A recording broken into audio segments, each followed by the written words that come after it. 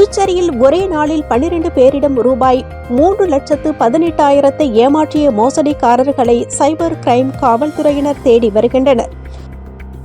புதுச்சேரியில் இளைஞர் ஒருவரிடம் அவரது கிரெடிட் கார்டிற்கு 90,000 பரிசு விழுந்ததாக கூறி குறிப்பிட்ட சில தகவல்களை மர்ம நபர்கள் கேட்டறிந்தனர்.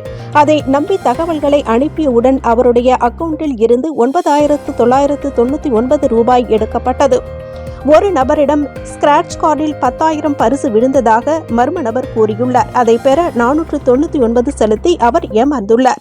இதேபோல் இணைய வழியில் டாஸ்க் முடித்தால் அதிகம் பணம் தருவதாக மோசடிக்காரர்கள் தெரிவித்தனர். இதை நம்பி 3 பேர் முறையே 59,000, 25,000, 3,500 ரூபாயை பறிகொடுத்தனர். பிரபல பைனான்ஸ் நிறுவனத்தில் குறைந்த வட்டிக்கு லோன் வாங்கி தருகிறோம் என 3 பேரிடம் மற்றும் 6,000, 2,500 ரூபாயை மர்ம நபர்கள் ஏமாற்றியுள்ளனர். தனியார் வங்கியில் இருந்து அனுப்புவது போல் இளைஞர் ஒருவருக்கு மர்ம நபர் ஒரு லிங்கை அனுப்பியுள்ளார். அதில் சில விளம்பரங்களை பதிவிட சொன்னதை அடுத்து அவரும் நம்பி அதில் பதிவிட்டார். அதற்கு பிறகு அவருடைய வங்கி கணக்கில் இருந்து 23,000 ரூபாய் எடுக்கப்பட்டது.